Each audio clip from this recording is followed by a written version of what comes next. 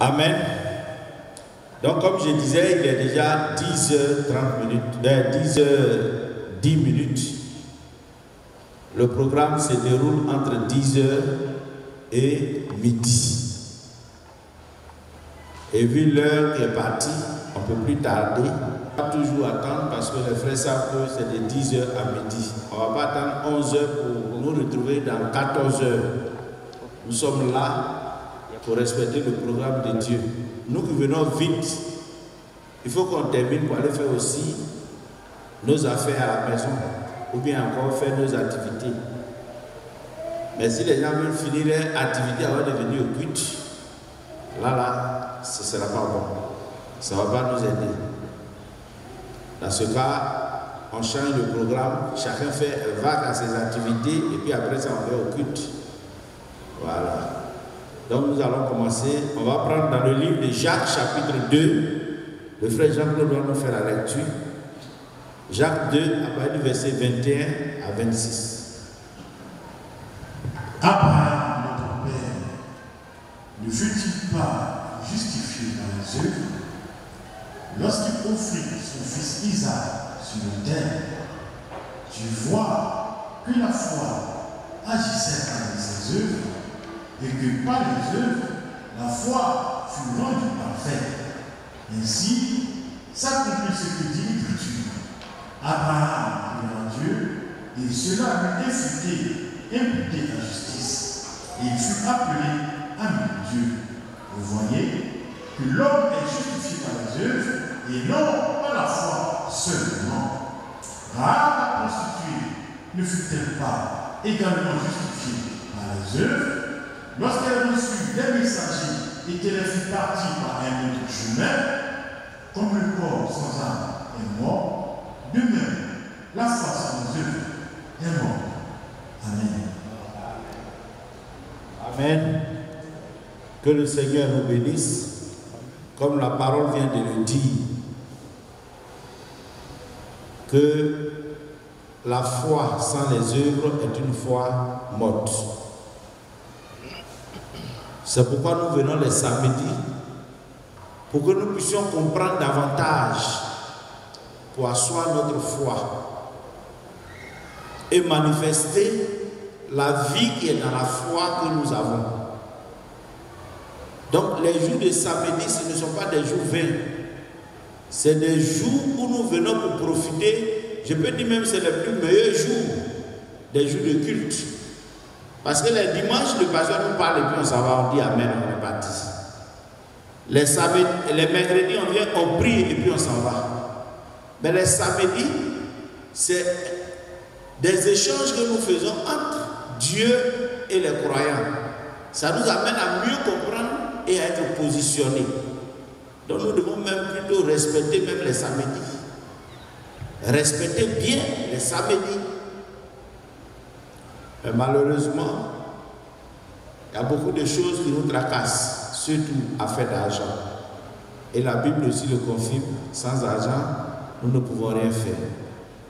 Mais nous n'allons pas regarder à ça parce que on dit même ni l'argent, ni les femmes, ni les hommes, ni quoi que ce soit dans ce monde ne peut m'empêcher d'adorer mon Dieu. Le salut de mon âme est mieux que tout sur la terre.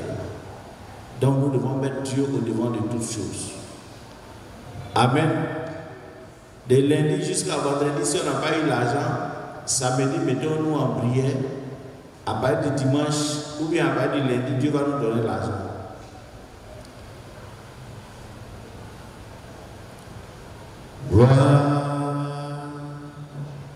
Gloire à Jésus-Christ. Gloire à Jésus-Christ. Il est Seigneur.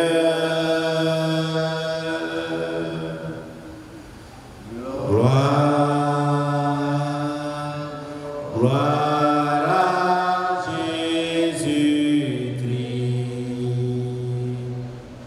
Gloire à Jésus-Christ. Il est Seigneur.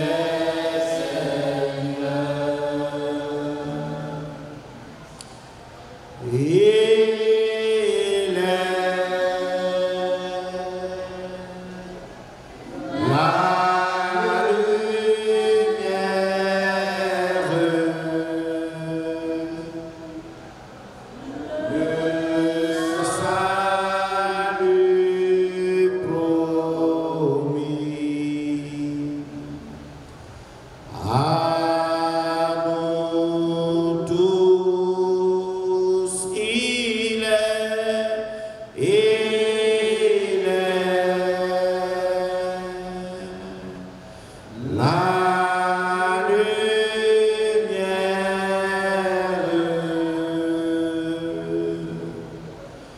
lumière, le salut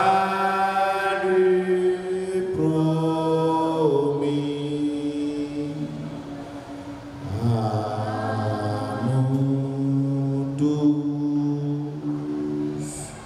Nous allons prier pour dire merci au Seigneur, lui rendre encore toute la gloire pour la vie qu'il nous a donnée, pour la santé qu'il nous a donnée, pour le trouble qu'il a enlevé en nous et pour la paix et la joie et l'amour qu'il a mis dans notre cœur. Nous allons lui dire merci. La Bible dit, soyez reconnaissants à l'Éternel en toutes choses. Alors nous allons prier, dire merci encore au Seigneur pour tout.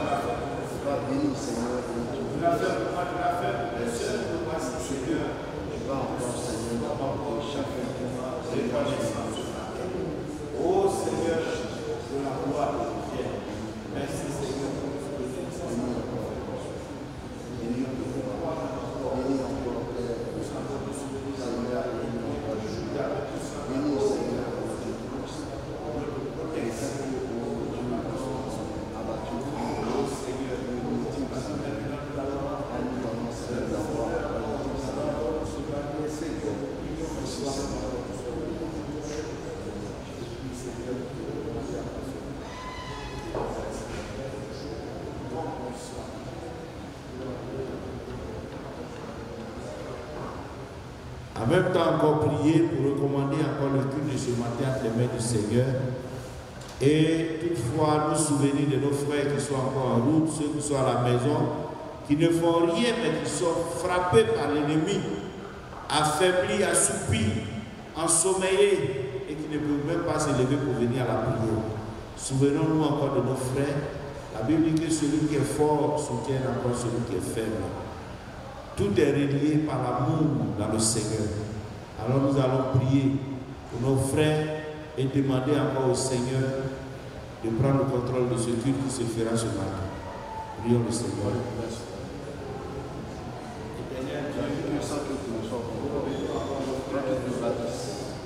Sans que le Seigneur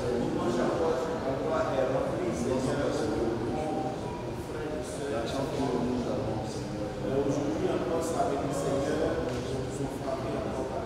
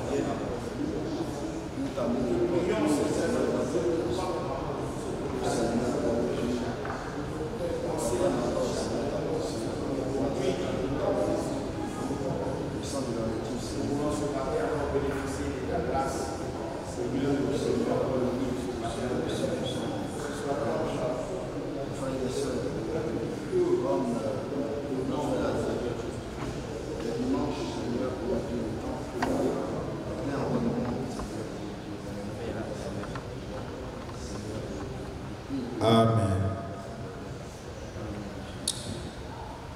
Elohim, notre Dieu, nous remettons le culte de ce matin en tes mains. Que toi-même encore, tu diriges encore nos pensées, que tu conduises encore nos cœurs, que tu nous donnes la disposition nécessaire afin de recevoir encore chacun dans son cœur la réponse qui lui est due. Seigneur, nous voulons encore te bénir et te rendre toute la gloire pour tout ce que tu fais dans notre vie. Fais-nous grandir encore, Seigneur, et augmente encore notre foi dans le nom de Jésus-Christ. Amen.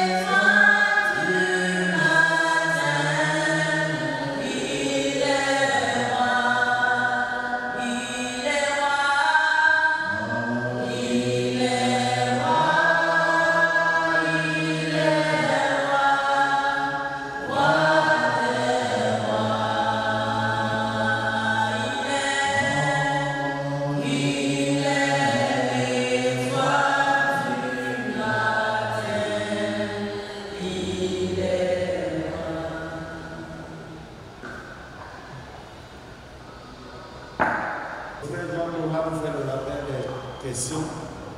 On va nous lire les questions et puis on va commencer.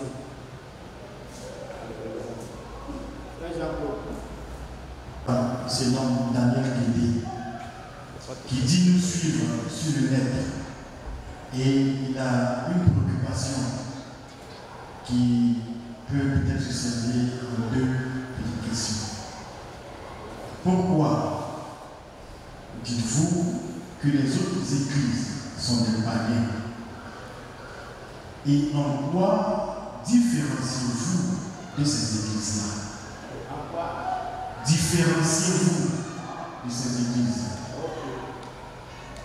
La seule question pour moi, ça? Oui. Comme c'est la seule et première question pour le moment, on va commencer par là. Amen. Comme nous avons l'habitude de faire, on donne le micro aux sœurs, de là aux frères, et puis les prédicateurs, et puis bon, on fait le point et puis on avance. Donc les sœurs, voici la question qui a été posée par notre frère ici. Il voulait savoir, dans nos évangélisations, on dit que dans les autres églises sont des païens. Reprends la question, s'il te plaît.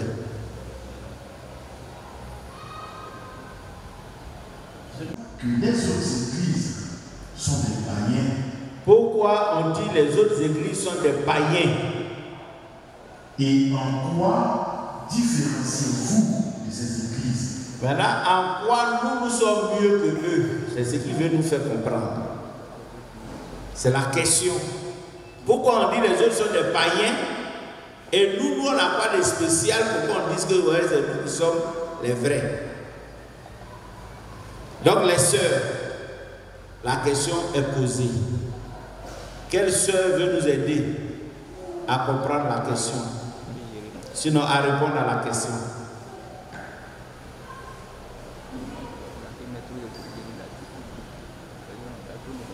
Quand on va à l'évangélisation, on dit la dénomination, ce sont des païens, église catholique païenne, baptiste païen, Foursquare païen, Assemblée de Dieu païen. Vous les sœurs, vous criez Amen, Amen. Donc expliquez-lui maintenant, il va comprendre. Il y a les paroles qu'on dit dehors, il y a les paroles qu'on dit dans les questions. Donc vous allez répondre. Donnez le micro à une sœur là-bas, elle va répondre. Les sœurs qui crient Amen là. Qu'est-ce que vous comprenez de ça et vous criez Amen? Parce que je comprends dans ça. Pourquoi nous disons que les dénominations, les autres églises ne sont pas dans la vérité et on dit qu'ils sont des païens, tout ça, parce qu'ils ne sont pas dans la vérité. Nous croyons, il y a des points de doctrine que nous croyons, qu'eux ne croient pas. Par exemple, la femme ne doit pas prêcher. Et puis nous voyons des femmes qui prêchent sur le baptême, au nom du Père, du Fils et du Saint-Esprit, qui n'est pas la parole. Bon, ils n'ont pas eu la révélation que nous baptisons au nom de Jésus-Christ. Et le foulard que les gens mettent sur la tête. Bon, il y a plein de choses que nous disons que les dénominations ne sont pas dans la vérité par rapport à tout ça. Bon, je cherche un verset. Si elle trouve aussi, elle est là. C'est ce que j'ai à dire quand même. Le verset dit quoi? Non, il n'y a pas encore de ça. On peut t'aider à dire. Je n'ai pas. Une autre sœur veut ajouter quelque chose.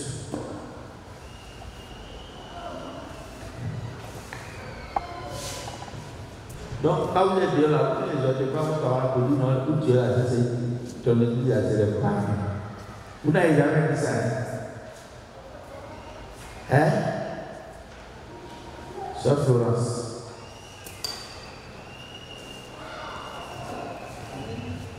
Amen. Amen. Comme cela l'a dit, nous disons que les autres églises, c'est des églises païennes, parce qu'ils ne font pas d'étonnement ce qui est écrit dans la Bible. Comme cela dit aussi, comme une femme ne va pas prêcher. On voit que dans les dénominations, les femmes tiennent des églises. Le baptême des bébés, par exemple, dans les églises catholiques, la Bible ne dit pas ça. Mais quand même, ils font. Donc, c'est des choses que nous voyons. Et on regarde cela. Parce que ce n'est pas écrit dans la Bible. Il y a, comme on appelle, la Sainte Seine aussi, qui se prend les soirs. Et ils prennent cela le matin. Donc, plusieurs choses comme ça qu'ils font, ils ne sont pas dans la Bible. C'est pourquoi nous déclarons que ce sont des païens. Voilà. Qu'est-ce que vous voulez dire?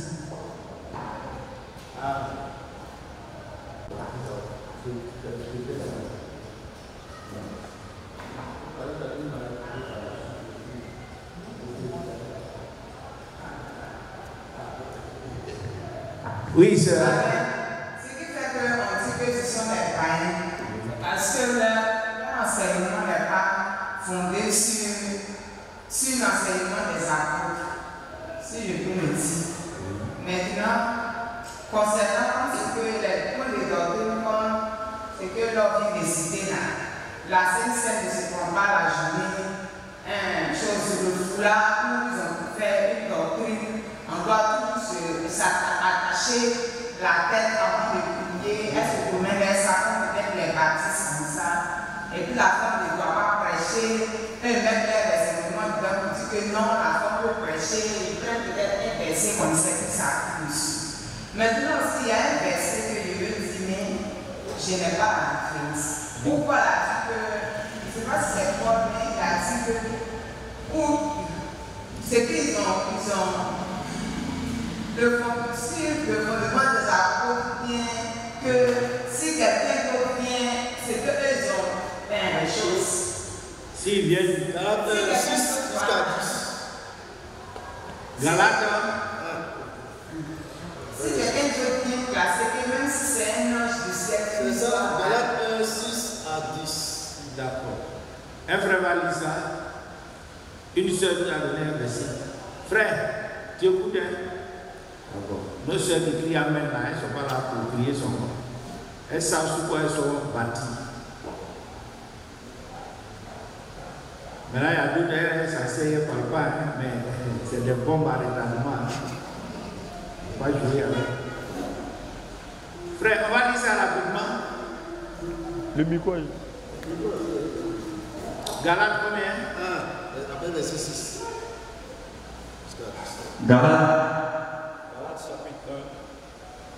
Après verset 6. Au verset 6.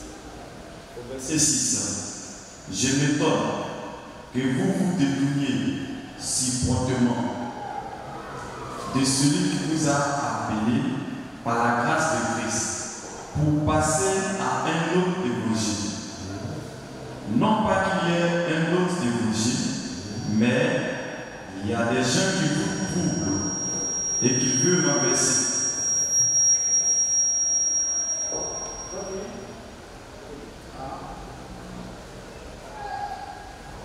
Non pas qu'il y ait un autre évangile, mais il y a des gens qui vous troublent et qui veulent renverser l'évangile de Christ. Mais quand nous-mêmes, quand un ange du ciel annoncerait un autre évangile, que ce que nous vous avons prêché, qu'il soit maudit. Amen. Amen. Comment il s'appelle? Frère, tu as écouté? C'est le nom, c'est pas? Daniel. Ok. Frère Daniel, tu as bien compris ce qu'on vient de lire là?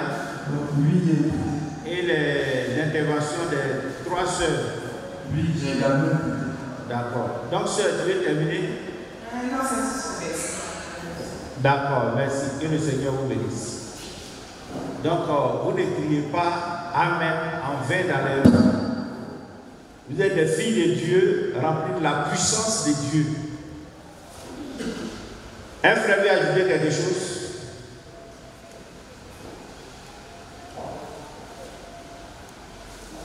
Oui, frère Amazoubé d'abord. Alors? Jean-Claude dit de reprendre la question. Amazoubé dit de reprendre la question. Non. Amazoubé dit de reprendre la question, il va répondre. Ah, c'est le seul qui trouve. quoi dites-vous que les autres églises sont des païens et en quoi différenciez-vous ces églises? Amen. Tu as compris maintenant?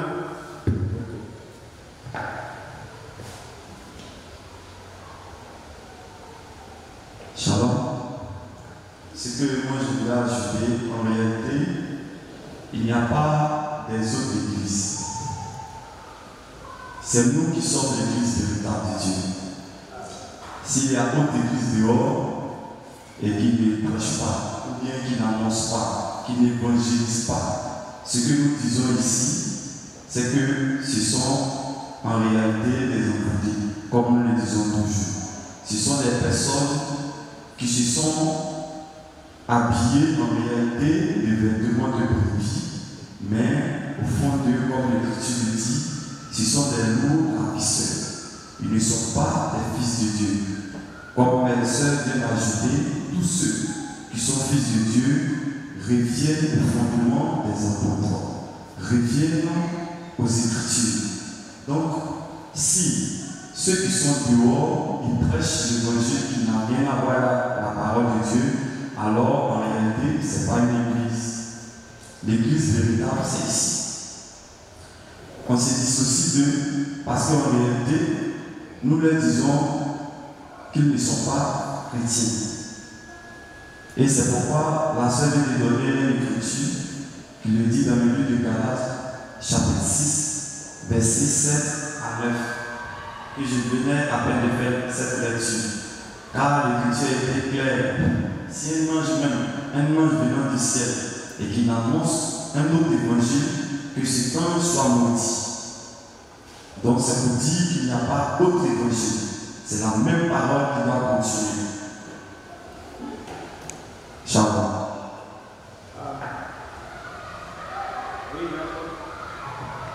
Amen. Tout ce que les frères ont dit, c'est la parole, je ne le comprendrai pas, mais en allant un peu plus profondément. J'aimerais dire aux frères de me suivre un peu, parce que cela va répondre à sa préoccupation aux deux questions directement. Je remonte à Genèse. Il a dit pourquoi nous disons que les autres églises sont des païens et en quoi nous, Église du Seigneur, nous différencions de ces églises-là. D'abord, qu'est-ce que signifie païen, peut-être païen? Ce n'est rien d'autre qu'un peu sans Dieu. Voici ce que cela signifie. Maintenant, nous ne croyons pas croire. Nous n'allons pas à l'église pour aller à l'église. Nous avons une intelligence, nous réfléchissons, nous analysons et nous pouvons comprendre profondément la parole de Dieu pour suivre la véritable église. Et nous avons été enseignés par un berger qui nous a montré depuis la Genèse que Dieu est un esprit. Quand il habite un corps et qu'il vient, n'est-ce pas, accomplir son œuvre, il donne toujours un ordre à un homme. Pas d'abord un homme. Et cet homme-là, qui est censé être, n'est-ce pas, son prophète ou son fils, c'est au travers de lui que sa parole est révélée à tout fils de Dieu, pas à les païens. Je lis Genèse chapitre 2 pour aller le plus vite, à partir du verset 15. L'Éternel Dieu prit l'homme et le plaça dans le jardin d'Éden pour le cultiver et pour le garder. Verset 16. L'Éternel Dieu donna cet ordre. Je vais construire cet ordre. Alors, tu pourras manger de tous les arbres du jardin, mais tu ne mangeras pas de l'arbre de la connaissance du bien et du mal, car le jour où tu en mangeras, tu mourras. Le Seigneur a été clair. Il ne s'est pas adressé à Ève. Il s'est adressé à un homme, à Adam, qui peut pour nous être pareil comme un prophète. Elle est le titre, n'est-ce pas, de l'Église. Et nous allons prendre le verset 4 du chapitre 3. Alors, le serpent dit, après que ce ordre a été donné, n'est-ce pas, à Adam, je vais commenter l'ordre, verset 3 du chapitre 3. Mais quant au fruit, plutôt verset 4, alors le serpent dit à la femme, vous ne mourrez point, mais Dieu sait que le jour où vous en mangerez, vos yeux s'ouvriront et que vous serez comme des dieux, connaissant le bien et le mal. Il y a une conversation entre le serpent et Ève, qui est le type de l'Église. Elle a relayé l'information que son mari lui a donnée concernant l'ordre. Je dis bien l'ordre. Un ordre, on ne joue pas avec ça. Un ordre, on ne falsifie pas un ordre. Quand cela est donné, on doit l'appliquer tel qu'elle est donnée. Autrement dit, c'est plus l'ordre, c'est vous votre pensée mélangée à cet ordre. Et ça ne devient plus la parole de Dieu, ça devient vous votre parole. C'est pourquoi il a eu une conversation avec elle. Et il a oublié son esprit. Elle a épousé cet esprit-là. C'est pourquoi, un peu plus bas, la Bible déclare qu'elle, n'est-ce pas, a commencé à apprécier le serpent. Elle a quitté l'ordre de Dieu. Quand le Seigneur dit à gauche, si ton pied est coupé, écoute-toi à gauche. C'est là où on dit. Et dans le Nouveau Testament, cela a trouvé sous le livre. Les apôtres ont appelé ça prescription. Jésus, quand il est venu, il a eu, n'est-ce pas, une parole de son Père, qu'il a prêché aux habitants de Jérusalem. C'était des prescriptions. Lorsqu'il a dit, n'est-ce pas, aux apôtres, allez partout au monde et baptisez au nom du Seigneur Jésus-Christ, au nom du Père, du Fils, du Saint-Esprit, et enseignez-leur. C'est parce qu'il les a enseigné quelque chose et qu'il a dit de relayer cette information à ceux qui voulaient bien se faire baptiser. Et lorsque le Seigneur enseigne les choses, et que Paul dit, lui qui n'a jamais vu le Seigneur, mais qui a croisé le Seigneur pour le feu, l'aveuglant, il est tombé face contre terre. Et lorsqu'il a dit, qui es-tu à cette lumière-là? Et cette lumière, une voix est sortie disant que je suis Jésus, que tu persécutes. Mais Paul, 14 ans après, il n'a jamais vu l'apôtre Pierre. Mais l'Esprit l'a enseigné et il est remonté. Et il a dit, je ne permets pas à la femme d'enseigner. Aujourd'hui, les églises disent que ça, c'était à Corinthiens. Chez les Corinthiens, c'est la parole de Paul. C'est la parole de Paul, ce n'est pas la parole de Dieu. Mais jamais ça n'a été la parole de Paul. C'était toujours la parole de Dieu. Oui. Parce que dans la Genèse, lorsque Ève s'est rendue coupable de la domination, parce qu'elle est venue avec elle, c'était terminé. La domination était terminée. C'était là que partir beaucoup de choses. Quand il dit que je ne permets pas à la femme d'enseigner, aucune femme n'a eu un ministère dans la Bible. Il faut bien fouiller. Du vivant de Jésus, après qu'il soit mort, qu'il soit ressuscité, aucune femme n'a eu une église. Aucune femme n'a pu nous dire. Aucune femme. Donc, quand Paul dit je ne permets pas à la femme d'enseigner, c'est parce qu'il a tiré ça de quelque part. C'est pourquoi il a dit, comme le dit aussi la loi. Amen. Je ne sais pas si tu me suis. Voilà. Comme aussi le dit la loi, mais il disait la loi.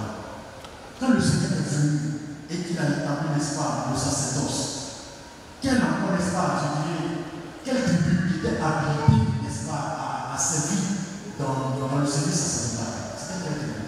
C'était la tribu de Lévi. Et là encore, c'était des garçons, le Seigneur a précisé des mâles. Et parmi nous, les serviteurs encore de Dieu, ce n'étaient pas tous les enfants, n'est-ce pas, des serviteurs, mais qui des serviteurs. Des mâles, mais qui étaient prédestinés au service. Il n'y a aucune femme.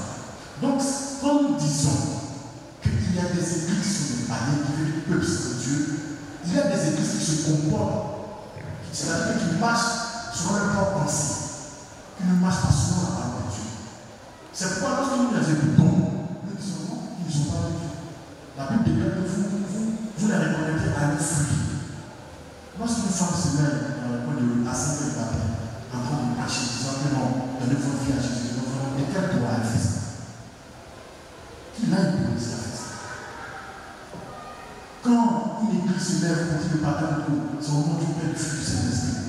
Quel apôtre a baptisé au nom du Père, du Fils, du Saint-Esprit? Mais c'est parce que les gens qui sont écartés de l'ordre divin, ils n'ont pas reçu, n'est-ce pas, la parole divine. C'est pourquoi ils se comportent comme ça. Et c'est pourquoi nos frères, en évangélisant, ce n'est pas parce qu'ils sont fous. Mais comme ils ont compris ça, la révélation du Seigneur, ils disent que c'est même injuste. C'est pour vous dire que vous êtes saints, Dieu, c'est tout. Voilà. Et puis nous différencions de ces églises parce que nous croyons un prophète. Le Seigneur de tout le temps a travaillé avec des prophètes en Israël, a commencé par Adam, il est passé par Noé, il est passé par Abraham, il est passé par Moïse, il est passé par plusieurs prophètes. Et il y a beaucoup de gens qui ne changent pas. Et les gens perdent le vue, n'est-ce pas, sur les siens. Il est le même, ce qu'il a fait pour Israël. Ce n'est pas parce que nous sommes des lois qu'on va changer. La manière c'est que pourtant nous allons faire la même manière. Et ce sont les mêmes critères du salut. Celui qui ne croit pas un homme, quel que soit, n'est-ce pas, sa prophétie, son don de prophétie, son don de guérison, il est perdu. Voilà ce qui nous différencie des autres. Nous croyons un prophète à qui la parole de Dieu est donnée. Voilà.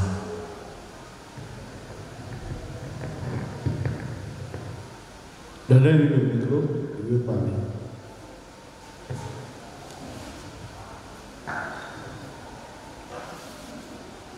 J'ai pris la peine d'écouter, d'analyser aussi relativement à la parole, aux écritures que vous avez données.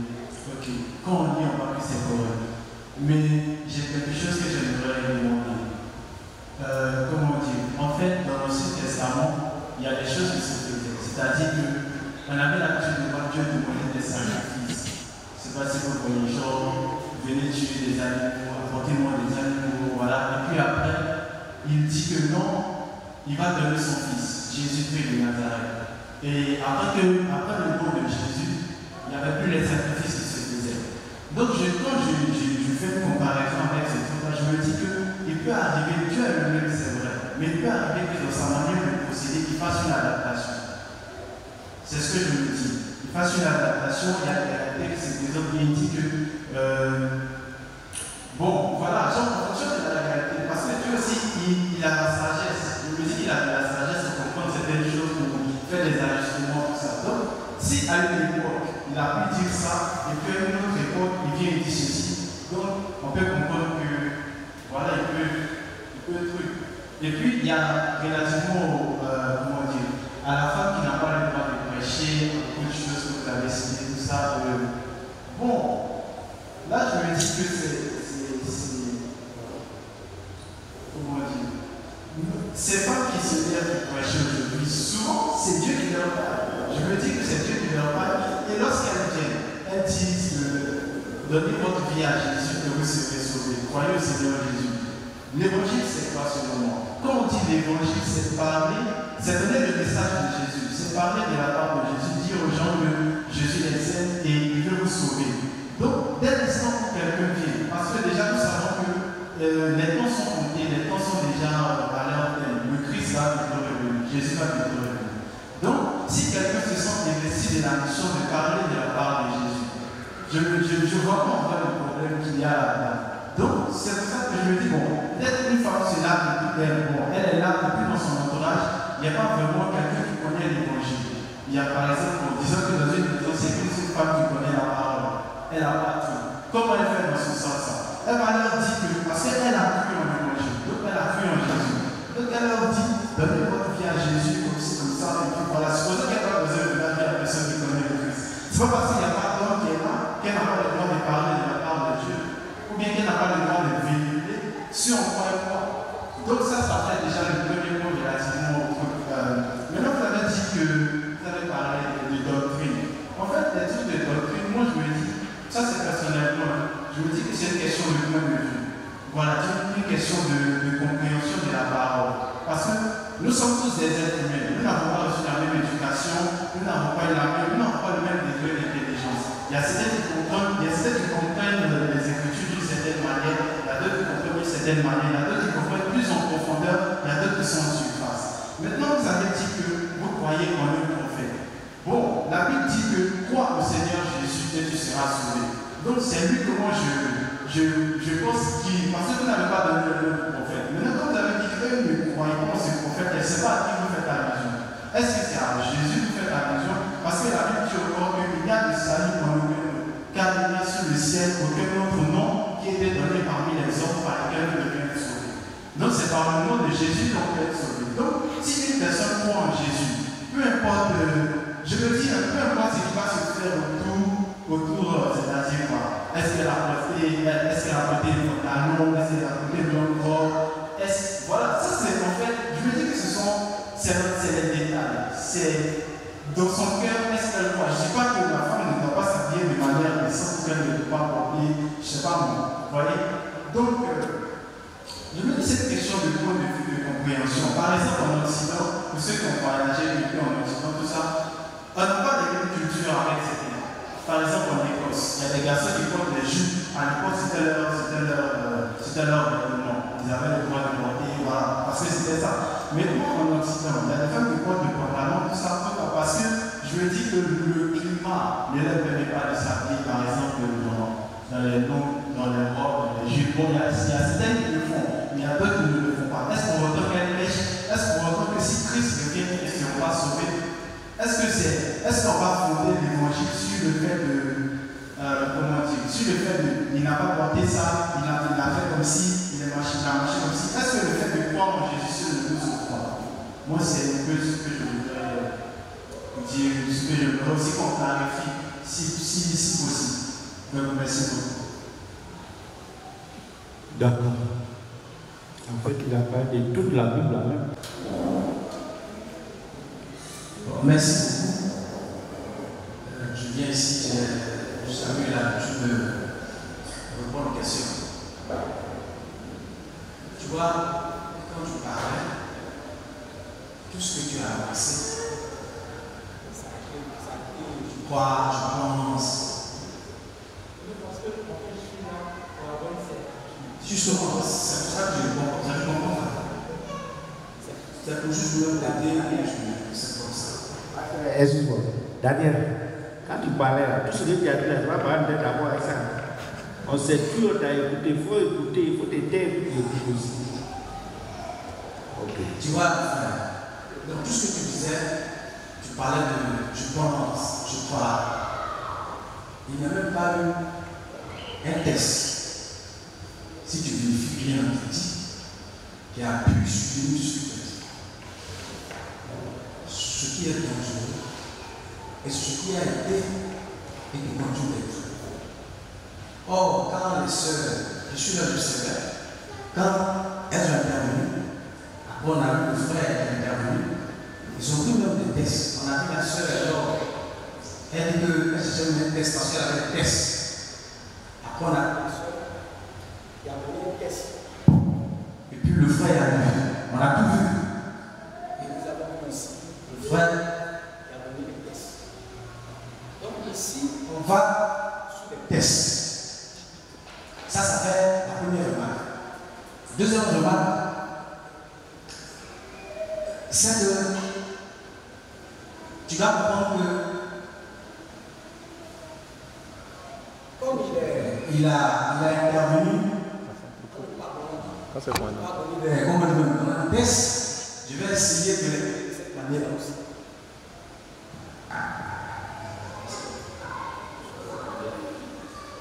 Nous voyons que même sur la terre, mon frère, dans nos maisons, dans nos familles, il y a des principes.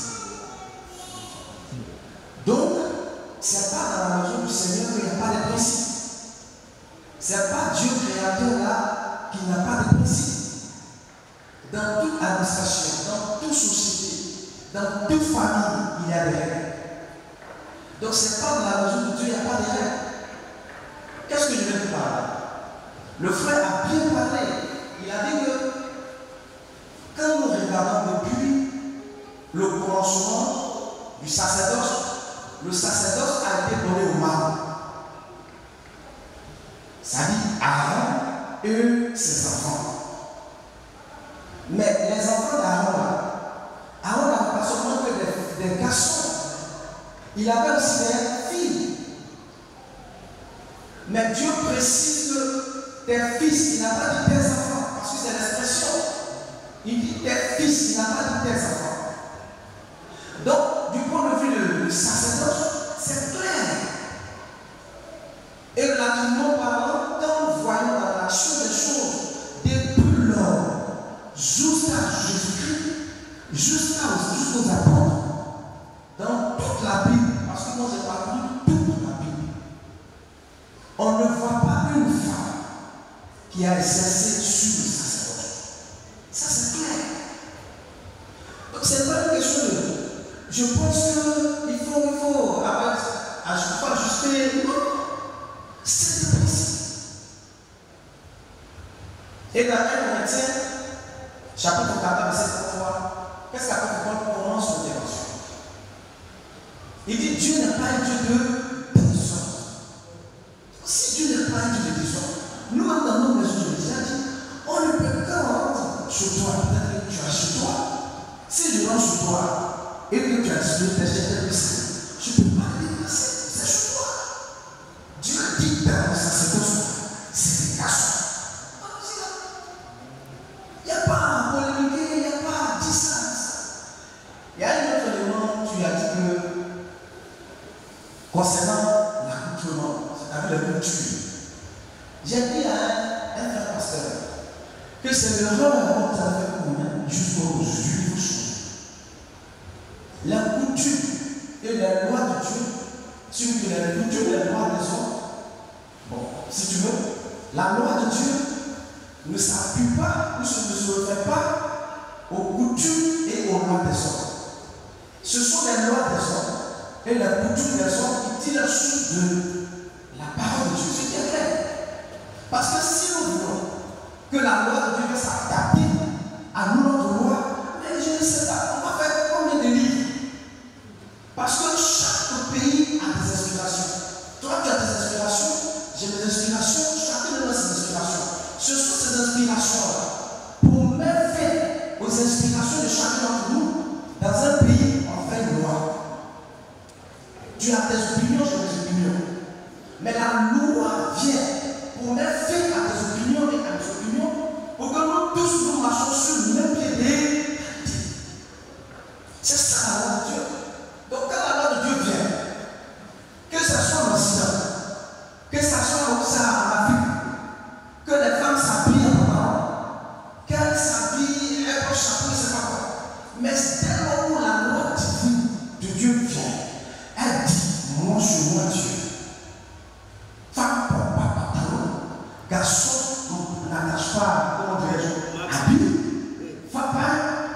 Dès lors, l'Occident qui n'est pas encore, qui ne sait pas encore affirmé, qui n'a pas encore entendu cet évangile-là, il peut se porter comme il veut. Mais dès lors il veut rentrer dans ça, il n'y a pas fait de dire que ce monde-là, voici ma coutume. Non. Elle s'attend à la coutume de Dieu. Amen. Amen. Parce que si on va donner à chacun d'entre nous de se comporter comme il veut, de faire des inventions, mais il y aura beaucoup de publicité à créer, beaucoup de, comment dirais-je, des Bibles, la réflexion là.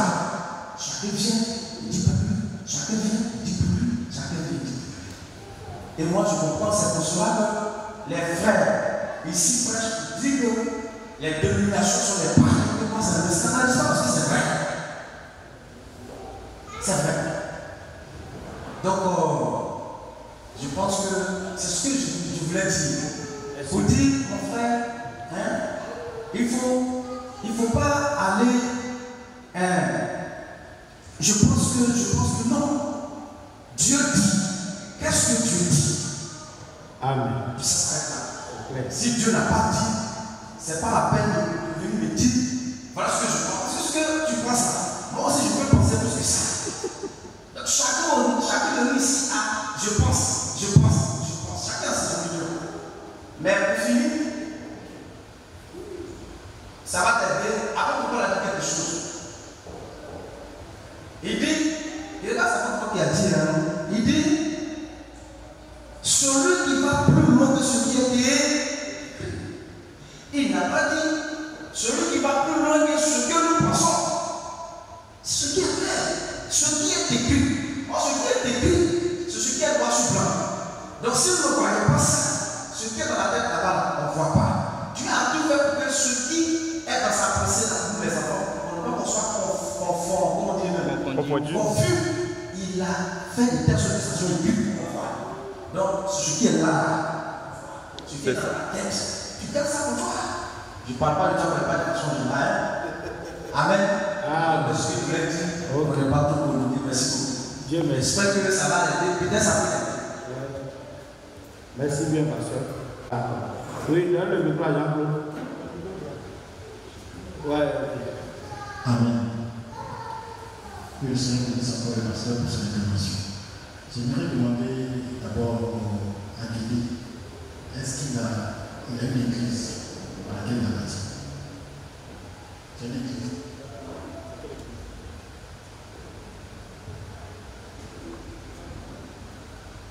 Déjà, je suis membre de plusieurs congrégations parce que ça dépend du lieu où je me trouve. Quand je suis à Boaké, je vais dans une église. Quand je suis à Dijon, je vais dans une église. Je veux le nom de l'église. Le nom de l'église, je suis actuellement où tu vas être. À Boaké, je vais dans une église qu'on appelle Anakazo. Anakazo Assemblée. Je ne pense pas que vous connaissez parce que c'est une église ghanéenne qui a été introduite en Côte d'Ivoire. Donc le nom est resté. Bon, une église évangélique dans l'ensemble, c'est presque pareil. Et à Dijon, ici, je vais dans une église qu'on appelle mission évangélique, des assemblées, je suis des trucs comme ça. Mais maintenant, je suis curieux. Tu as beaucoup et tu as Boaké. Tu vas donner une mission évangéliste, comme je peux le dire. Abidjan, c'est une église évangélique. Mais pourquoi tu ne vas pas à l'église? Pourquoi je ne vais pas à l'église catholique? Je peux aller à l'église catholique. En fait, moi, je ne suis pas trop. Parce que ça dépend en fait de mon cas. Si je suis dans moi, c'est quoi? C'est adorer Dieu, c'est prier. Si tu trouves un endroit où tu peux adorer le Seigneur, ça va. C'est en fait c'est le coq à l'âne en fait. Parce que tu sais que tu ne changes pas cette église pour les chansons. Il y a une Boaké. Je il y a Abidjan. Tu vas à Boaké. Quand tu te lèves, toi, ta manière, j'aimerais, en fait, pour moi, si tu disais que tu partais à l'église catholique, tu partais peut-être chez les musulmans, ils croient en Dieu, les musulmans. Voilà. Les chrétiens, ils parlent de Dieu, maman, ils parlent de grand bien. Partout, pourquoi est-ce que tu cites ces deux églises, selon ta conception? Pour moi, ce n'est pas correct. Soyons honnêtes avec nous-mêmes. Je dis, quand le pasteur a la parole, le Seigneur, sa parole, on appelle ça, c'est ce qu'on appelle la parole, il appelle ça un pays. La parole de Dieu, c'est un pays.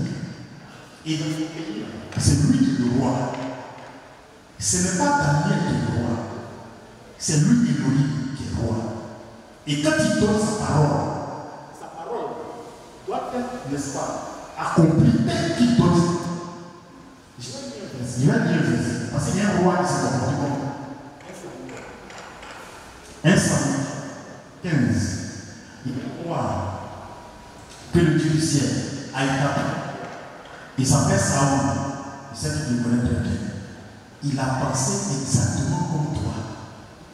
Et on va dire toi et moi. 1 Samuel chapitre 15. Verset 1, et on va continuer. Samuel dit à Saoul, c'est le prophète de Dieu. Dieu envoie son prophète vers son roi qui l'a oint. Il l'envoie là-bas. Et il dit, c'est moi que l'Éternel a envoyé pour poindre roi sur son peuple, sur Israël. Écoute donc ce que dit l'Éternel. Ainsi parle l'Éternel des armées. Je me souviens de ce que Amalek fit à Israël lorsqu'il lui ferma le chemin à sa sortie d'Égypte. Va maintenant, frappe Amalek et dévoue par interdit tout ce qui lui appartient. Tu ne lui parleras point et tu feras mourir hommes et femmes, enfants et nourrissons, bœufs et brebis, chameaux et ânes. Saoul convoqua le peuple. La Bible écoutez ce que je dis à dire. Maintenant, regarde ce qu'il va faire. Saoul convoqua le peuple et en fit la revue à Adonai. Il y avait 200 000 hommes de pied et 10 000 hommes de Juda. C'est beaucoup à dire. Je vais survoler ça. Il a écouté ce que le prophète a dit. C'était la parole de Dieu. Tu sais ce qu'il avait. Il est parti effectivement. Il a gagné le combat. Il a tué femmes, enfants, tout. Maintenant, lui, il prend des bœufs. Il y a un bœuf qui va puis en forme. Lui, Saoul, il a pris au moins des milliers. Il a pris des brebis. Il a pris tout ça. Et tout vient en Israël. Pour lui, c'est sa colère. Toi-même, tu as dit qu'on fait sacrifice avec les animaux. Maintenant, lui, là, il prend les animaux, il vient en Israël. Mais c'est ce que Dieu a fait. Est-ce que c'est ce que Dieu a fait? Dès que le prophète a entendu des événements, ils ont encore en Israël. Il venait en chemin, et puis Dieu les regarda. Le prophète est sorti, il a dit, mais j'entends des bruits, c'est quoi? Tu sais ce que ça veut dire? Il va dire ce que tu as dit. Moi, c'est l'adoration, peu importe l'église catholique, peu importe. Nous, c'est Dieu. Mais chez Dieu, on ne marche pas comme ça. C'est dans ta maison que toi, tu peux te comporter pour avoir ta vie. Mais ici, il y a un Dieu. C'est qui dit là, tu ne fais pas dire de Dieu. Le salut là, ça ne dépend pas. C'est lui qui son salut. Si toi, il te dit d'ailleurs, aujourd'hui, tu vas mourir, mais il faut aller Shabbat, tu vas partir. Mais c'est lui qui a donné le feu de vie. Maintenant, quand tu dis que ton père est bon, après, si tu vas voir un marabout, tu vas voir Aziz 47, tu vas voir. Le temps qu'il a dit, tu feras, tu feras. Maintenant, lui, il m'a envoyé des gens. Il m'a envoyé des amis. Qu'est-ce que tu as fait? Est-ce que tu as fait? D'abord, il a béni ton roi. Pourquoi? Le verset 22 là. Bon, verset 22 là, comme le frère dit. Ça, on ne voyait pas où. Ça, on n'a pas fait que appris ça. On avait tellement de belles pensées qu'on venait là. Ah, mais pourquoi ils disent que les gens sont perdus? Pourquoi ils disent ça? Mais quand on a compris ça, mais on est resté tranquille. C'est la vérité. Il a envoyé pour le verset 22. On va dire. Samuel dit, l'Éternel trouve-t-il du plaisir dans les holocaustes des sacrifices, comme dans l'obéissance à la voix de l'Éternel? Voici, écoute bien ceci, l'obéissance vaut mieux que les sacrifices et l'observation de sa parole vaut mieux que la graisse des piliers. Il a pensé, il aimait le Seigneur, il a envoyé des piliers. Comment Dieu peut se comporter comme ça? Pourquoi Dieu peut lui dire que toi, ce qu'il t'a dit là, toi, tu n'as pas oublié, mais c'est des bœufs du pouvoir. Je t'ai dit de tuer tout, fous tout à interdit. Tu as tué les autres, tu m'envoies les animaux. Le Seigneur lui a posé la question. Maintenant, toi, Daniel, tu viens te dire au Seigneur, non, mais toi aussi, il faut comprendre. Il y a Dieu à l'église catholique. Maman Marie, les adore maman Marie. Il y a Dieu chez les musulmans. Pourquoi tu ne vas pas mourir? Non, tu viens. Tu vas répondre. Il y a Dieu chez les musulmans aussi. Mais tu sais, lorsque nous croyons au Seigneur, il y a une parole, le pasteur vient de dire. C'est un pays qui a des règles. Et les règles de Dieu, c'est sa parole. Tu n'obéis pas à ça. Quel que soit ton bishop, ton archibishop, que la Côte d'Ivoire te connaisse, que tu sois connu dans le monde entier, tu meurs, c'est mon fils. Ce qu'il a fait à Samuel, ce qu'il va faire à tous ceux qui nous parlent. C'est ce que je veux te dire. C'est pourquoi la Bible déclare, est-ce que Dieu est divisible? Les apôtres ont posé la question. Qu'est-ce que c'est divisible? Pour qu'il y ait beaucoup d'églises comme ça. Tu vas ici, non, on fait ceci. Tu vas ici, on fait ceci. Non, le Seigneur n'est pas divisé. Et c'est parce qu'ils ont pensé comme toi, aujourd'hui, elle est l'Assemblée de Dieu. Ils ont pensé comme toi, aujourd'hui, elle est n'est pas Éganga. Ils ont pensé comme toi, l'église catholique. Parce qu'ils ont pensé comme moi. Il dit, mais ça va être. Femme prête, n'est-ce pas? Femme prête, c'est ça. Voilà. Mais l'église catholique, il ne touche pas de femme prête. Parce que c'est maintenant dans les charismatiques, parce qu'ils connaissent la vérité. Voilà. L'église connaît la vérité. Donc, je veux te dire, mon frère, tout ce que tu vas dire, prends un verset public. Ne t'arrête pas là avec un micro et puis raisonner. Ça, c'est les gens qui font ça. Prends la Bible et montre-nous ce que tu dis là dans la Bible.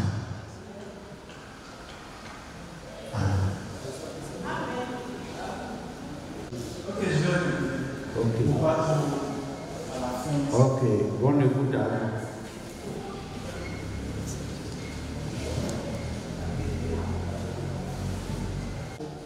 Je voudrais alors, en guise de réponse, dire à M. Daniel, dans un premier temps, pour l'argument selon lequel lui, il n'a pas de préférence en ce qui concerne l'adoration dans telle église ou dans telle église, je voudrais l'inviter à la prudence. Je voudrais l'inviter à la prudence. Parce que Jésus, qui est le plus grand des pasteurs, Jésus qui est le plus grand des prophètes, Jésus qui est notre modèle dans la chrétienté, à l'entrée de son ministère, il a dit, il y aura des faux prophètes, de faux enseignants, de faux prédicateurs. Prenez garde. Cela revient à dire quoi? Que Jésus s'étant identifié comme étant le véritable prédicateur, parce que dans Jean 14, le verset 6, il a dit « Je suis le chemin, la vérité et la vie ». Donc il s'est identifié comme étant le véritable prédicateur en son temps. Et s'adressant à la foule, Jésus dit « Il y aura de faux prophètes, de faux enseignants et de faux prédicateurs ». Donc cela revient à dire quoi? Si cette déclaration vient de la bouche de Jésus, tout homme qui voudrait adorer Dieu devrait l'adorer avec prudence en sachant à lui-même que si le vrai existe, c'est que le faux est là. Si la véritable foi est là, c'est que la fausseté aussi existe. Ce que tu devrais faire, tu devrais d'abord, en entrant dans une église, t'assurer que cette église-là a pour fondement ou bien pour base la vérité émanant des Écritures. Dans un premier temps, avant de continuer à adorer dans une telle église. En réponse à la première question qu'il a posée, en demandant pourquoi est-ce que nous disons que les autres églises sont une église des païens, ce que je voudrais donner comme réponse, c'est que l'authenticité d'une église, la vérité dans une église, ou bien la fausseté d'une église est établie à partir de l'enseignement que l'église dispense. Ça a toujours été comme ça. Une église est reconnue pour vrai ou bien pour faux à partir du fondement sur lequel l'église repose, à partir de l'enseignement que l'église dispense. C'est pour ça que les apôtres, quand Jésus est venu, il a pris 12 personnes. C'est à ces 12 personnes que Jésus a laissé le véritable dépôt de l'enseignement véritable. C'est à ces 12. Bon, plus tard, il y a un qui a été retranché, Judas, ils sont restés 11. Mais après leur avoir enseigné toute la vérité qui était en lui, Jésus, avant de monter, il a regardé les apôtres et puis il leur a dit, celui qui vous écoute, m'écoute. Et qui vous rejette, me rejette. Donc cela revient à dire quoi? Qu'aujourd'hui, lorsqu'une église naît, l'église doit s'arranger.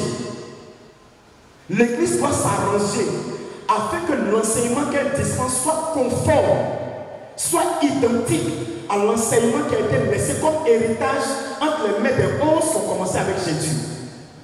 Normalement, c'est ce qui devrait se passer. Et quand Jésus est monté, les 11 disciples sont sortis. Après avoir évangélisé, la sœur a donné un verset.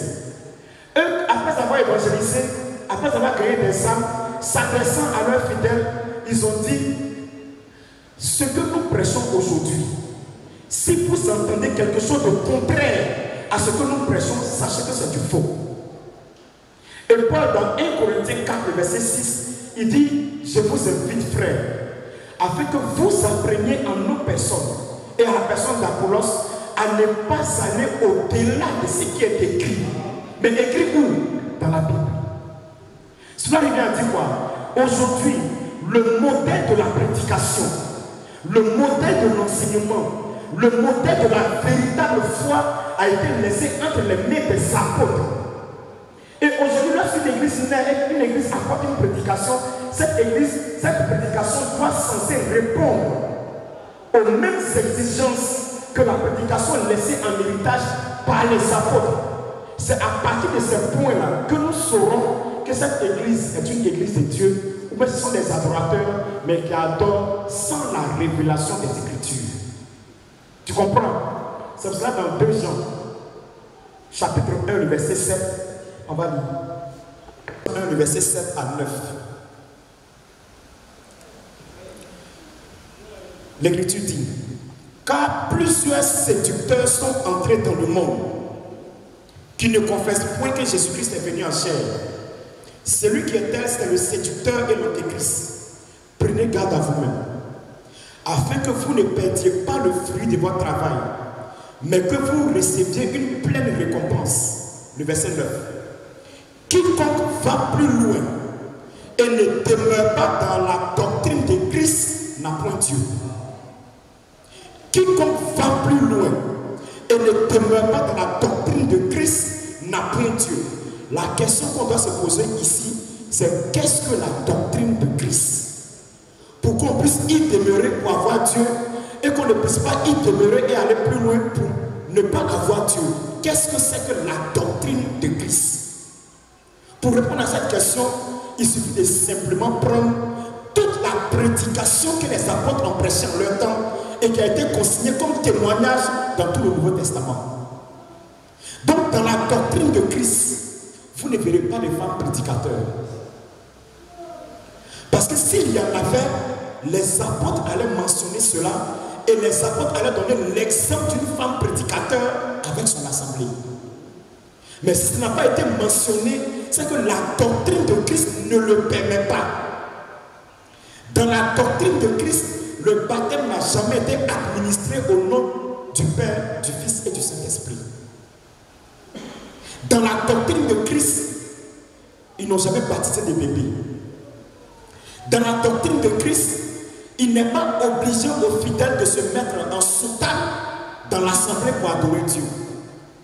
Dans la doctrine de Christ, il n'a pas été fait mention que pour adorer Dieu, on doit enlever ses chaussures. Dans la doctrine de Christ, la Trinité n'a jamais été mentionnée. Dans la doctrine de Christ, la Sainte Seine se prend la nuit et non la journée. Dans la doctrine de Christ, l'adoration revient à Jésus-Christ et non à Marie. Dans la doctrine de Christ, on n'adore jamais avec de l'eau bénite. Dans la doctrine de Christ, un pasteur n'a jamais été formé à l'école de théologie. Dans la doctrine de Christ, un pasteur, un prédicateur, un apôtre, un prophète n'a jamais eu besoin d'un diplôme pastoral, théologique pour être établi à la chaire sur une assemblée. Dans la doctrine de Christ, ça n'a jamais existé. Donc, le verset 9 est suffisamment clair.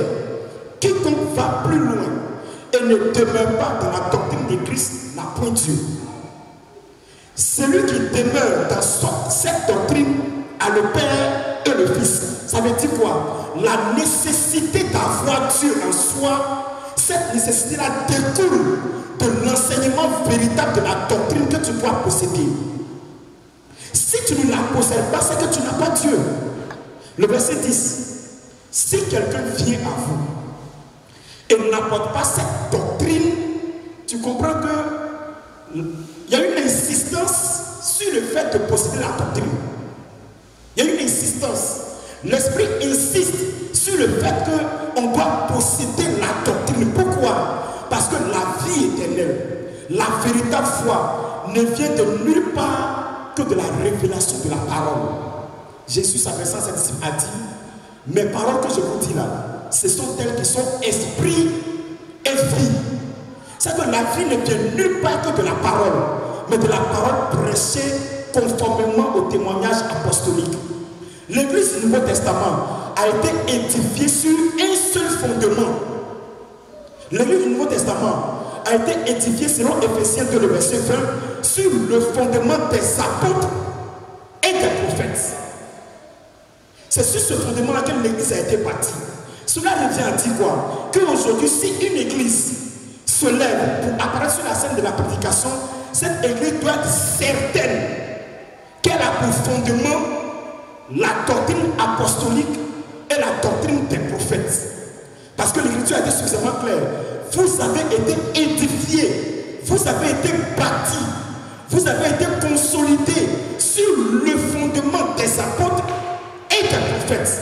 Cela revient à dire quoi? Aujourd'hui, qu'une église s'élève, quelle que soit la puissance de son miracle, quelle que soit la hauteur de ses miracles, quelle que soit la profondeur du diplôme du pasteur, cette église doit être bâtie, enracinée sur le témoignage des apôtres. Si cela n'est pas le cas, et toi, et tes miracles, et tes diplômes, vous êtes une race d'incrédules. Le verset 10. Si quelqu'un vient à vous et n'apporte pas cette doctrine, ne le recevez pas dans votre maison. Et ne lui dites pas salut. Ne me saluez même pas. De peur qu'il ne vous contamine avec ses mauvaises pensées et sa doctrine venant de l'imagination humaine. Jésus, s'adressant à Simon-Pierre, pose la question: qui dites-vous que je suis? Il dit: les uns disent que tu es ceci, les autres disent que tu es cela. Il dit: mais vous-même, Qui dites-vous que je suis? Quand Simon Pierre a repris la parole, il dit, tu es le Christ, le Fils du Dieu vivant. Quand Jésus reprend la parole, il s'adresse à Simon Pierre et dit à Simon, tu es heureux Simon, fils de Jonas. Car ce que tu viens de dire là, ce n'est ni la chair ni le sang qui t'ont révélé cela, mais c'est mon Père qui est dans les cieux. Il dit, et moi je te dis que tu es Pierre. Et sur cette pierre, je bâtirai mon église. C'est Matthieu 18, le verset 18 à 20. Remarquez qu'il n'a pas dit je bâtirai mes églises. L'adjectif possessif employé ici est singulier. Je bâtirai mon église. Cela revient à dire quoi? Dans la vision de Jésus sur la terre, c'est une seule église qui doit être bâtie sur la terre, caractérisée par une seule doctrine qui vient de lui. Et cette doctrine est censée avoir en elle la vérité qu'il dispensait en son temps. Maintenant, aujourd'hui, il peut y avoir plusieurs assemblées. Plusieurs assemblées. Assemblée de Yopougon, assemblée d'Abogo, assemblée de Pogoué, assemblée de Kouet. Il peut y avoir plusieurs assemblées. Mais ces assemblées doivent être caractérisées par une seule et même doctrine provenant du témoignage laissé entre les mains des apôtres. C'est ce qui s'est passé au temps apostolique. Remarquez que les chrétiens du temps de Corinthe, quand ils partaient à Éphèse, ils n'étaient pas déboussolés. Les chrétiens de Colosse, quand ils partaient à Galate, ils n'étaient pas perdus. Pourquoi? Parce qu'ils avaient été édifiés sur le seul et unique fondement provenant de la doctrine laissée entre les mains des apôtres. Donc aujourd'hui, le critérium nécessaire, indispensable pour déterminer entre le vrai et le faux, c'est la prédication de la parole. 1 Timothée 4, on va s'arrêter. 1 Timothée 4, verset 1. C'est pour cela que je dis que ton attitude, on doit t'inviter à la prudence. 1 Timothée 4, verset 1. Mais l'Esprit dit expressément que dans les derniers temps, quelques-uns abandonneront la foi pour s'attacher à des esprits séducteurs et à des doctrines de démons. À des doctrines de démons. C'est que aujourd'hui là, il faut que tu puisses comprendre qu'à partir d'aujourd'hui, il y a des démons qui ont des doctrines. Si tu n'es pas averti sur la question, tu vas te promener d'église en église pour ramasser toutes sortes d'esprits. Mais il faut que tu sois averti sur la question qu'à partir d'aujourd'hui, il y a des démons qui ont des doctrines conformément au témoignage qu'il y a eu ici. Quelques-uns abandonnent la foi pour s'attacher à des esprits séducteurs et à des doctrines de démons. Maintenant, la question qu'on doit poser, c'est comment reconnaître une doctrine des démons. Si les démons ont des doctrines, comment on doit reconnaître une doctrine des démons? La Bible répond. Dans la suite du verset, la Bible répond. Par l'hypocrisie de faux docteurs, portant la marque de la fétritude dans leur propre conscience, prescrivant de ne pas se marier et de s'abstenir d'aliments que Dieu a créés. Donc ça revient à dire quoi? Un des exemples de la doctrine que les démons vont enseigner, ils vont introduire dans l'église la doctrine du célibat au milieu des fidèles. Ils vont introduire cela et ils vont ériger cela en doctrine établie dans l'église afin de contraindre et les serviteurs de Dieu et certains fidèles à entrer dans la doctrine du célibat. Dès l'instant ou bien dès le moment que cette pensée est érigée en doctrine dans l'église sans avoir de fondement dans la Bible, c'est une doctrine de démon. Deuxième exemple, de s'abstenir d'aliments que Dieu a donné pour qu'il soit pris avec action de grâce. Ça revient à dire quoi? Il faut introduire dans l'église des totems au milieu du peuple de Dieu. Ça veut dire quoi? Ils vont nourrir une pensée. Et dans laquelle pensée, ils vont dire qu'à partir d'aujourd'hui, dans notre église, pas seulement la parole de Dieu, mais dans notre église, on ne mangera pas porc. On ne mangera pas viande le vendredi. On ne mangera pas arachide. On ne mangera pas gombo. Ils vont établir des totems dans l'église et faire de ces totems-là une doctrine afin de l'imposer à l'église. Dès l'instant qu'une pensée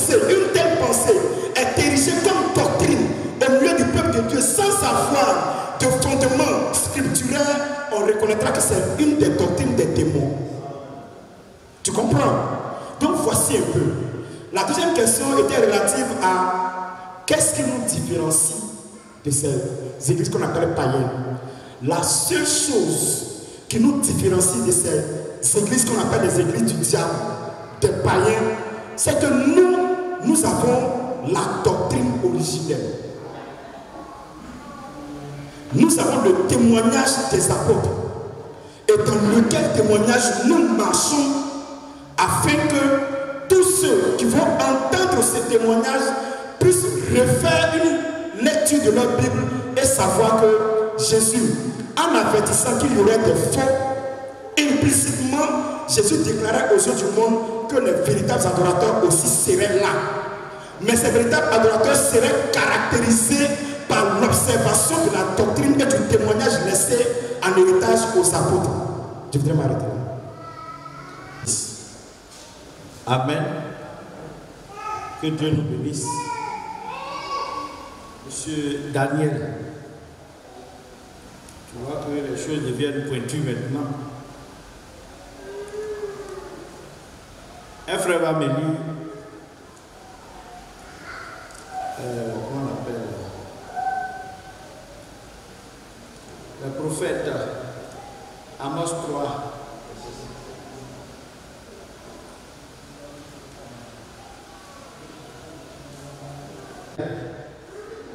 Les sœurs ont donné leur position sur ta question.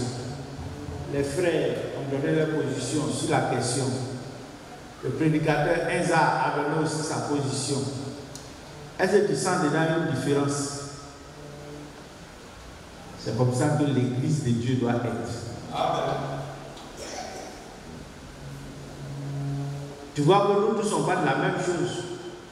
Mais malheureusement, ce n'est pas les mêmes versets qu'on utilise. Donc moi aussi, je vais prendre des versets aussi pour parler de la même chose. Mais tu vas voir qu'on est toujours dans la même pensée. Donc, quand tu quittes à Boaké, ce que le pasteur de Boaké prêche là, quand tu arrives à Abidjan, le pasteur d'Abidjan là, ce qu'il prêche doit être la même chose avec ce qui est prêché là-bas. S'il y a une différence, c'est qu'il y a un problème. Entre eux, il y a des démons. Soit tu es de Dieu, soit tu es du diable. 1 Jean chapitre 4 parle de ça. Daniel, tu lis la Bible un peu, non? Ok. Oui? Amos chapitre 3, versets 6 à 7. Ouais. Sommes-nous de la tempête dans une vie sans que le peuple soit dans le pouvoir? Oui. Arrive-t-il un malheur dans une vie sans que l'Éternel en soit l'auteur? Voilà. Car le Seigneur ne fait rien sans avoir révélé son secret à ses serviteurs, les prophètes. Moi, je commence sur la fin de ta question. Qu'est-ce qui nous différencie des autres? Et puis on dit qu'ils sont païens. Donc, avant de te montrer qu'ils sont vraiment des païens, sinon en réalité ce sont des païens, je ne les défends pas. Mais je vais te montrer la source. Ici, la Bible dit que Dieu ne fait rien sans avoir d'abord averti son peuple au travers d'un prophète. Donc, quand Dieu veut faire une action, il prend un homme qu'il met au devant pour amener le peuple à l'écouter. C'est comme ça que Israël a toujours marché. Et c'est le modèle de Dieu. Pas t'asseoir, Jean 17, 20 à 21. Donc, dans Amos là-bas, il était en train de nous dire, regarde, ou bien tu prends note. Ah d'accord. Mais quand tu regardes, moi, ça me déconcentre. Moi, quand tu es là, j'ai inspiré. Tu vois, non? Donc, ce que les frères sont en train de dire là, tout ce qu'ils ont dit là, c'est la parole de Dieu, puis c'est clair. Mais ce que tu dois comprendre là, la différence entre la dénomination et nous, c'est que eux, leur manière de croire Dieu là, c'est même pas recommandé même par la Bible. Maintenant, ce que Dieu a toujours fait pour amener le peuple à le croire et à le suivre, c'est ce que nous sommes en train de te montrer. Dieu appelle d'abord un homme qui prend et dit viens, tu vas parler à mon peuple. Maintenant quand il le fait, c'est parce que Dieu avait déjà tout prévu sur la terre. Ce n'est pas maintenant que l'œuvre de Dieu commence. Les fils de Dieu, on est fils de Dieu, on ne devient pas fils de Dieu. Donc les fils de Dieu sont déjà sur la terre.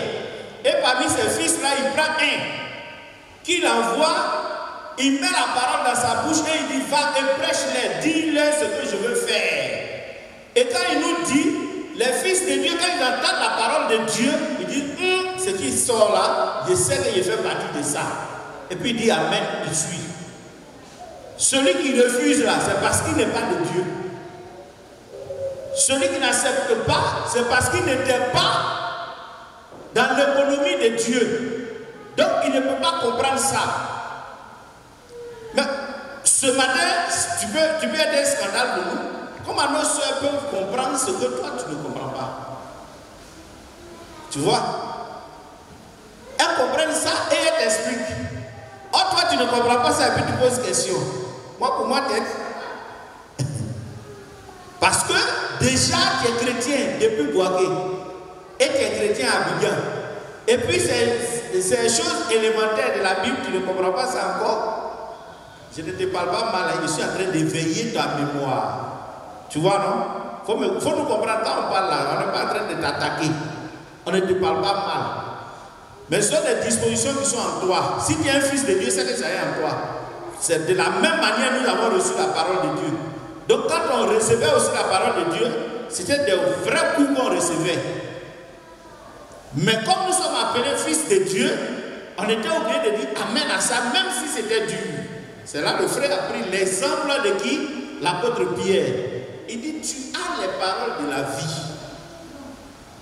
Toi qui as les paroles de la vie, à qui irons-nous? Ah, les gens disent que cette parole est dure. Qui peut la supporter? Donc il y a des gens qui ont fui Jésus à cause de ces paroles qu'ils estimaient dures. Mais nous, quand tu es de Dieu, quand cette parole-là vient, tu dis amen à ça parce que ça va avec ta compréhension, ça va avec ton cœur. Donc si tu es un fils de Dieu, tu dois dire aussi amen à ça. Donc Dieu envoie toujours un prophète pour avertir le peuple de Dieu. Et le peuple de Dieu dit amen.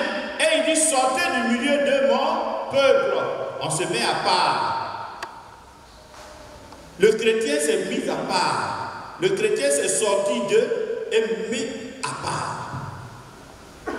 Quand on dit que c'est un chrétien, le chrétien veut dire sortir du milieu des païens et être mis à part. Pour qui? Pour Dieu.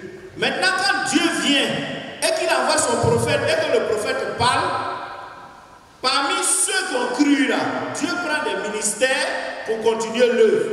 Parce que le prophète seul ne peut pas faire le tour du monde, le prophète seul ne peut pas faire tout à la fois. Donc il fait la grande partie, qui est la révélation de la parole qu'il apporte.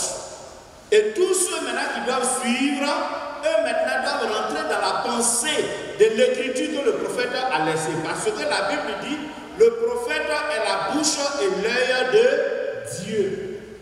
Ce que le prophète dit là, si aujourd'hui ton pasteur de Gagnois, de Boaké doit prêcher, il doit dire la même chose que ce que nous disons ici. C'est ce que le frère Enza est en train de t'expliquer pour dire que non, il peut y avoir 1000 églises, même dans un quartier. Ici là, chaque couple peut être une église, mais pourvu que ce que nous disons là soit même chose.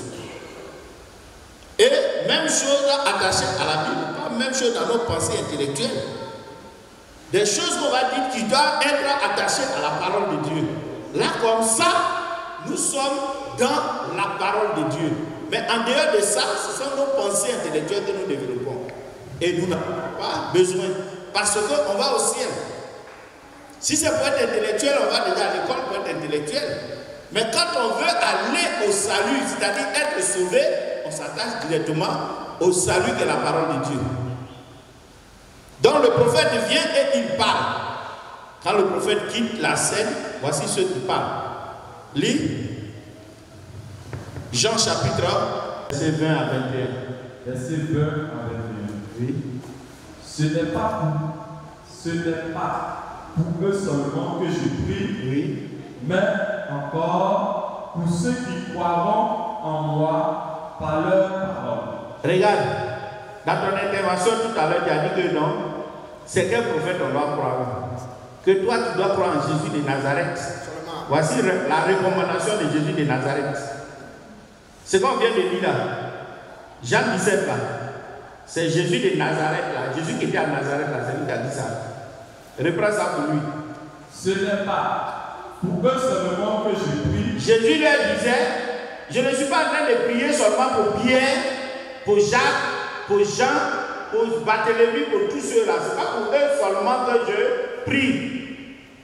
Mais encore, pour ceux qui croiront en moi, ceux qui vont croire en moi, Jésus-Christ, par leur parole. Par leur parole. Par quoi? Par leur parole. Par la parole de Jésus. Par leur parole. C'est Jésus qui allait parler. Par leur parole. Par leur parole, ces humains, les humains pour qui je prie là, quand ils vont mourir, ceux qui vont laisser là, c'est une chaîne alimentaire. Chacun mange et il sera mangé à son tour par quelqu'un d'autre. Tu vois là? Donc ceux-là, aujourd'hui quand nous disons que ouais, les églises, ce sont des païens, nous ne mentons pas. Et Paul va le dire dans Colossiens chapitre 2, je crois. Où Paul dit, je m'étonne. C'est ça Colossiens chapitre 2 avec verset 4. Il faut lire, on va voir. Après le verset 4 ou 3, puis tu descends. Jusqu'à 9. Colossiens chapitre 2, verset 4. J'ai dit cela, afin que personne ne vous trompe par des discours séduisants. Tu vois, non? Donc beaucoup d'hommes sont entrés dans le monde, comme le frère l'a vu tout à l'heure, qui viennent pour nous tromper. Il dit, je vous parle de peur que personne ne vous trompe. Oui. Car si je suis absent du corps, même si je ne suis pas là aujourd'hui, mon corps, avec vous en esprit. En esprit, ma parole est avec vous. Je vois le bon ordre qui règne parmi vous. L'ordre doit régner parmi nous par l'évangile qu'ils ont laissé. Et la permettez de voir en Christ. Oui. Ainsi donc, comme vous avez reçu le Seigneur Jésus-Christ, marchez en lui, étant enraciné et fondé en lui, et affermis par la foi, d'après les instructions qui vous ont été données. D'après les inscriptions qui nous ont été données. Qui a donné ça? La Bible a parlé du début à la fin. Jésus a dit quoi dans la Bible? Il faut montrer la parole où Jésus a prêché l'évangile. C'est où? Tout ce qui est dedans, c'est le témoignage des croyants de Jésus. Et tout le monde parlait de Jésus. L'Ancien et le Nouveau Testament. C'est pourquoi le frère te disait que notre foi est bâtie sur la foi des apôtres et des prophètes. Quand l'apôtre Paul parle, il dit comme le dit aussi l'Ancien Testament. La loi. La loi, c'est le Moïse. La loi, c'est les prophètes de l'Ancien Testament. Mais quand il prêche là, dans le Nouveau Testament, quand les apôtres là prêchaient, ils prenaient l'Ancien Testament pour prêcher. Donc ce qu'ils expliquaient là, c'est l'Ancien Testament qu'ils étaient en train d'expliquer. Ils ne venaient pas à leur pensée charnelle pour venir emmerder les gens. Non. Ce n'est pas comme ça que les gens ont toujours agi. Il y a un ordre que Dieu a établi jusqu'à 9. Prenez garde. Prenez garde. Que personne ne fasse de vous sa proie. Voilà. C'est toi par exemple, Daniel, ils ont fait de toi leur proie. Quand tu es à Boaké, ils te mangent là-bas. Quand tu viens à Abidjan, on te mange ici encore. Donc pour finir, tu es devenu comment on appelle, un théologien. Tu ne comprends plus rien. Tout à l'heure, tu nous parlais de comment on appelle de quoi? Écosse. C'est ça, non? Les Écossais où on porte les jupes. Tu as vu le président en jupe? C'est l'ordre de grande cérémonie. Hein? Quand il vient dans les cérémonies en Afrique ou bien en Europe, quand il va là, tu le vois, il porte jupe pour aller au milieu des présidents. Tu le vois après, en jupe. C'est-à-dire, vous prenez des exemples qui vont vous tuer même davantage. Vous n'avez pas besoin de ça. Lui-même, il sait, comme le frère disait, le pasteur appelé les droits disait, il le faut, c'est selon les traditions. Ça, c'est leur manière de faire. Ici, Babo portait les chemises pailles, il le faisait selon nos traditions. Il a dit, va bien en camisole. Mais soyons quand même réalistes dans ce qu'on fait. Ou toi-même tu es là, tu dis que non, on peut porter, les femmes peuvent porter les pantalons parce qu'elles peuvent se sentir dedans à l'aise du travail. D'accord. Donc toi aussi, il faut porter des camisoles ou bien des robes. Ils portent des maxis. Parce que là, il n'y a plus de problème. Mais toi, tu as un pantalon. Et nous, on dit que non, la femme n'a pas droit à pantalon. Toi, tu te plains. Pourquoi on dit que une femme n'a pas pantalon? Ah, les femmes, elles ne se plaignent pas. Elles se sentent gênées quand on leur dit ça. Parce qu'elles savent que ce qu'on dit là, c'est la vérité. Elles se sentent gênées. Une femme, quand elle est habillée en paille ou bien dans une robe et qu'elle vient vers toi, toi-même tu es content. Tu es affaibli. Même si tu veux faire par là, ton corps devient glacé. Il veut plus. Parce que tu sais que c'est une femme. Mais une femme qui a un culotte, elle a un culotte. Tu la gifles, elle te gifle. Mais tu peux pas faire à un homme. C'est comme ça. Il faut qu'on se respecte. Il faut qu'on prenne aussi la parole de Dieu au sérieux. Frère, va jusqu'à 9 là. Je suis pas en train de prêcher.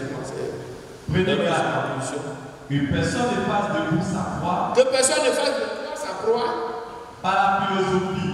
Par des philosophies. Et par une belle tromperie. Par une belle tromperie. S'appuyant sur la tradition des hommes. S'appuyant sur la tradition des hommes, comme ce que tu fais ce matin. Sur les rudiments du monde. Sur les rudiments du monde. Et non sur le frère t'a dit, la Bible est là. C'est la cité de Dieu. C'est le pays de Dieu. Dieu dit dans sa constitution. Dieu, pour Côte d'Ivoire, quand il y a une constitution, problème de la constitution, il n'y a pas eu guerre. C'est chez Dieu là-bas, il est trop amour. Donc tu vas, tu bafoues ses lois et puis tu t'acceptes. Il est trop amour. Quand tu as été retrouvé aux enfers, c'est là que tu vas savoir que l'amour de Dieu là, ça partage. Entre l'enfer et le paradis. Oui, frère. C'est fini jusqu'à 9. Car oui. En lui habite corporellement toute la plénitude. Toute la plénitude de la divinité habite en lui. Amen. Et en lui, là, c'est la parole de Dieu. Ce que Dieu dit là, un fils de Dieu dit Amen à Dieu et il ne discute pas. Dieu dit la femme ne prêche pas. Ce n'est pas le Saint-Esprit qui a parlé au travers des hommes. Donc le même Saint-Esprit va revenir pour dire aux femmes, allez-y prêcher. Mais c'est un Dieu qui est inconscient. Il met les gens dans la confusion. Maintenant, quand toi tu vas nous parler des périodes, il y a les moments où Dieu a parlé, quand on évolue, il y a des choses qui vont changer. Ça, là, ça c'est la philosophie. On n'a pas besoin de penser comme ça. Le même Saint-Esprit qui a dit que je ne permets pas aux femmes d'enseigner, ni de prendre autorité sur l'homme, c'est le même Saint-Esprit qui a dit que dans les derniers jours, je répandrai mon esprit sur toute chair. Quand Dieu disait ça, il ne savait pas que quand l'esprit allait venir, tout le monde allait prêcher. Il ne savait pas ça.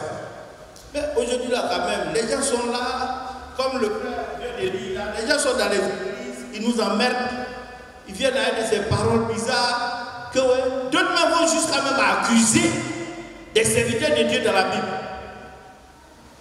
Non, quand Paul disait ça, là, non, tu n'as pas compris. Quand Paul disait ça, c'est à Corinthe, il disait ça, c'était les femmes de Corinthe. En fait, les femmes de Corinthe se levaient, elles aimaient parler beaucoup. Tu étais là-bas. Tu étais là-bas quand les femmes de Corinthe parlaient là-bas, tu étais là. Et quand ils disent ça, les gens sont naïfs, ils cherchent tellement Dieu, ils sont assis là. C'est vrai. Donc il a dit aux femmes de Corinthe, taisez-vous, ne parlez plus. Et les femmes de Fès, elles peuvent se lever pour aller prêcher. Les femmes d'Abigail, elles peuvent se lever pour aller prêcher. Non, c'est pas ce que Paul a dit. Eux, ils sont plus forts que Paul. L'esprit qu'ils ont eu là, cet esprit est plus fort que l'esprit de Paul. Donc, on doit fermer la Bible, c'est eux, on doit écouter bien en baptiste. C'est pas normal ce que les gens font. C'est ce que le pasteur est en train de dire à côté de toi. Ils sont en train de tuer la parole de Dieu. Et c'est pourquoi Dieu est obligé à chaque fois pour mettre la différence, pour envoyer un prophète. Et pour mettre la différence, s'il n'y a pas de prophète, on est tous la même chose. De toute façon, tu raisonnes là. Nous, on a raisonné même. Moi-même, je peux dire qu'il raisonne plus que toi. Moi, j'étais au Foursquare. J'étais commando. Dans les églises évangéliques, là, tu sais qu'il y a commando. Non? J'étais commando de Kakou Sévérin. C'est lui qui a envoyé à faire le commando. Là, tu connaissais le commando avant Kakou. Tu connaissais le commando. Moi, j'étais commando de Kakou Sévérin. J'ai fini de faire la dernière convention avec lui à Boaké. Et puis, il est venu mourir à Gagnoa.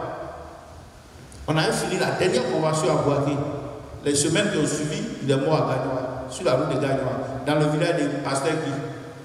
C'est là-bas il est mort, à Bobia. Les gens ne sont pas sérieux. Frère, moi je t'encourage de venir t'apposer tes questions, d'avoir des éléments de réponse. Va et réfléchis. Comment on appelle? Les versets que tu as relevés, va et relis. Tu as l'occasion de venir encore samedi prochain pour réitérer tes mêmes questions pour que tu comprennes mieux. Frère, ne permets pas à ce que quelqu'un te perde, qui t'envoie aux enfers, mais accepte qu'il te double sur des milliards. C'est dur. Accepte qu'on te double sur des milliards que d'accepter qu'on envoie ton âme aux enfers. Milliards là, tu vas avoir ça, ça vous fait des bêtises inutiles. Mais ton âme, la Bible dit, que c'est-il à un homme de gagner le monde entier, les milliards, et qu'il perde son âme? Tout ce que nous disons, c'est la parole de Dieu. Quand on ouvre la bouche, c'est la Bible qui parle.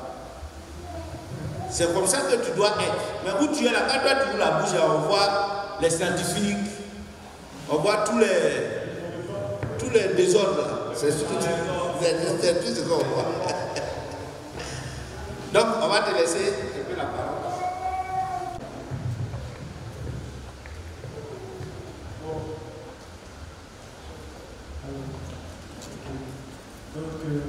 Merci beaucoup pour vos différentes interventions.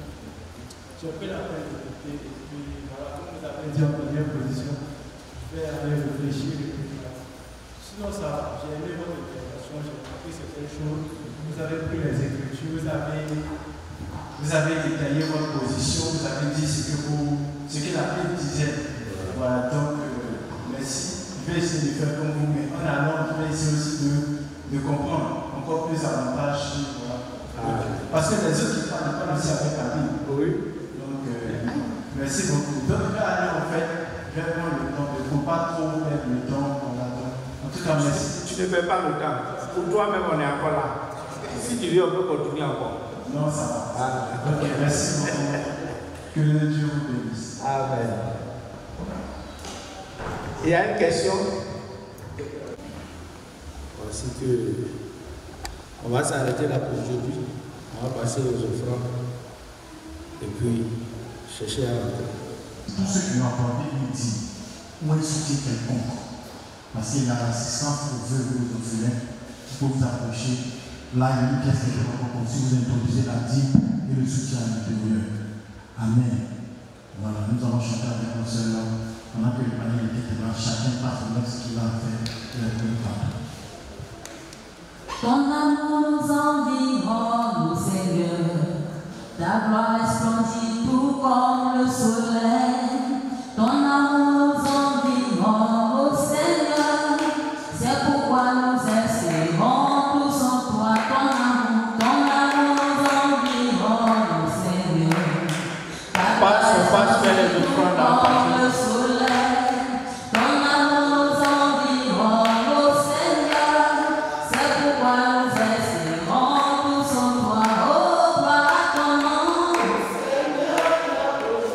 Oh,